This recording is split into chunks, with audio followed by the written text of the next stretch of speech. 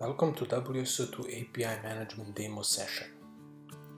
In today's session we will cover the creation of mediator as one of many ways to extend the basic functionality of the WSO2 API Management Platform.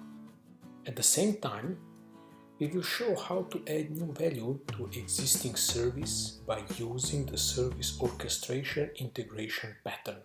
There are thousands of publicly accessible services that can be used today. Some of them are free, some of them have a free trial or free tier. They can be used to bring new values to your existing services or applications. Your imagination and creativity is the only limitation.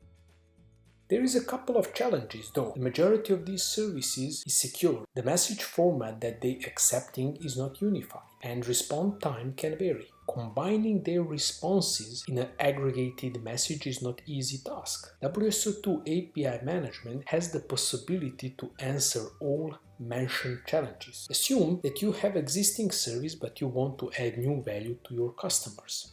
In our today demo, we will use our well-known Pizza Shack service. Currently, our order resource returns confirmation of the new pizza order by adding order grid to the message. The request is to add estimation of arrival, which is very valuable information when you are hungry and ordering a pizza.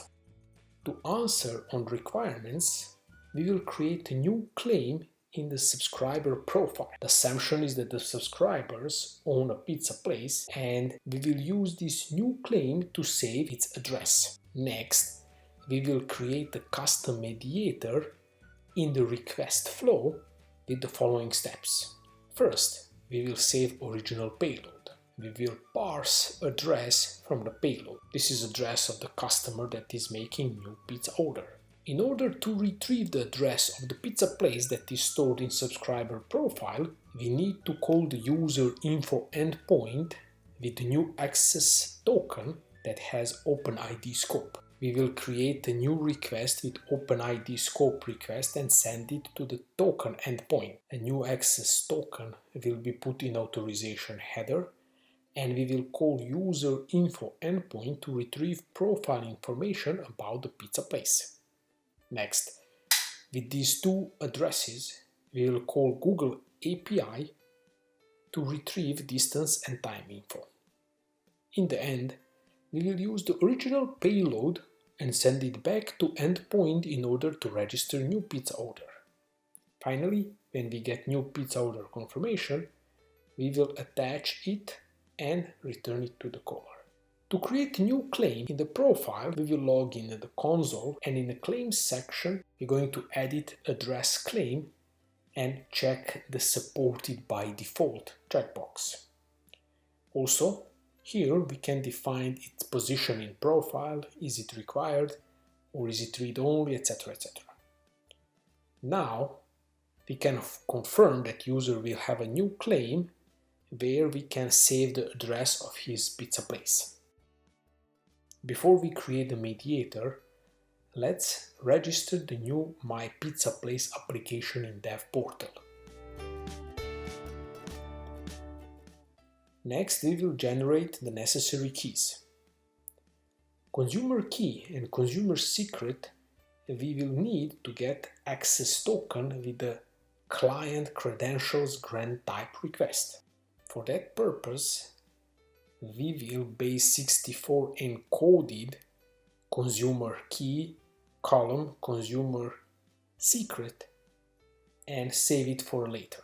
We will subscribe the application to Pizza Shack API version 1.0.0.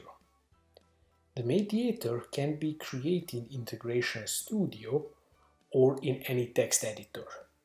For the purpose of this demo, we created service orchestration XML file. In mediator, we need to get information about the resources that we are calling. We want to modify only order request. Line number 5 is where we saving client address. Line number 6 is where we are saving the original payload in the message body property. In the line number 7, we are removing the URL postfix. Line number 8, we are saving base 64 encoded value with the consumer key and secret. Next couple of lines, creating a new payload with the proper grant type, client credentials in our case, and OpenID scope. In the next couple of lines is where we are editing authorization value, content, and message type. With the new payload and new head property in line 26, we are calling token endpoint. Line 31 is where we are storing the new access token, and in the line 37 we are using it to creating a new barrier authorization header before we call the user info endpoint in the line 38. Line 43 is where we are parsing the address from profile data and save it in the pizza place address variable. Next, we need to clean our request body, create the property for from and to address. Note that you will need a proper API key in order to use Google Map API. And change message type to application/JSON. We will call Google Map endpoint, and in the line 61 and 62 we will parse the response and save the distance and duration information.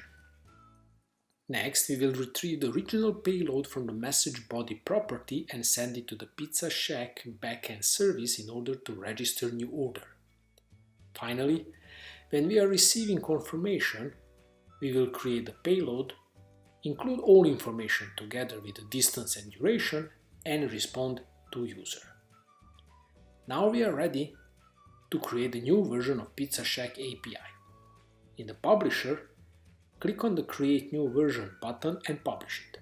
Next, in the Runtime Configuration section in Request Flow, click on the Message Mediator Edit button, select Custom Policy, and select Mediator File, in our case Service Orchestration XML file, and upload it.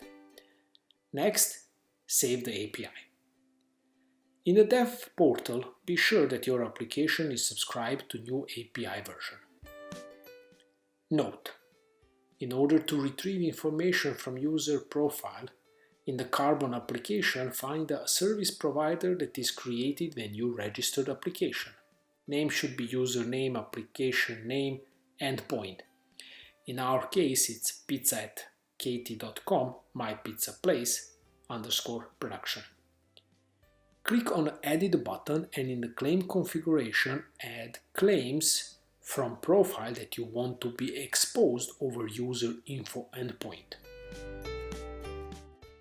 We can confirm it by calling user info endpoint with the correct access token. For a testing, we can confirm that we have an API version 1.0.0 that returns all requests, and right now we have a version 2.0.0 that have additional information as estimate time of arrival and distance. We haven't changed existing service, but using orchestration with the publicly available services, we add a new value to it. We achieved this without any coding. We used platform-agnostic XML descriptive way. Mediators is extendable points of WSO2 platform where beside service orchestration, you can do other integration solutions like message transformation, header modification, adding loggings, and many more. There is no vendor or technology lock-in by using WSO2 as open source solution. Thank you and see you next time.